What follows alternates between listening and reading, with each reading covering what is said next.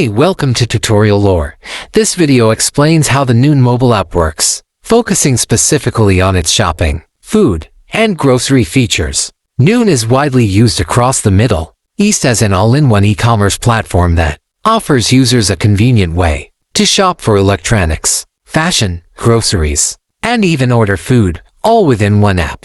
The Noon app allows users to browse through multiple categories such as electronics, fashion, home goods, beauty products, and fresh groceries. It also includes a food delivery service in select regions. The app features daily deals, flash sales, and seasonal promotions. Users can add items to their cart, pay through various secure methods including cash on delivery, and track their orders in real time. The app also supports personalized recommendations and has a loyalty rewards program that earns users Noon points for purchases. One of the major pros of the Noon app is its wide selection of products, especially in the electronics and grocery sections. Many users also find the interface easy to navigate, and the ability to shop for multiple types of goods in one place adds convenience. However, the app's food delivery section is not available in all regions, and some users report delays in shipping or issues with customer service response times.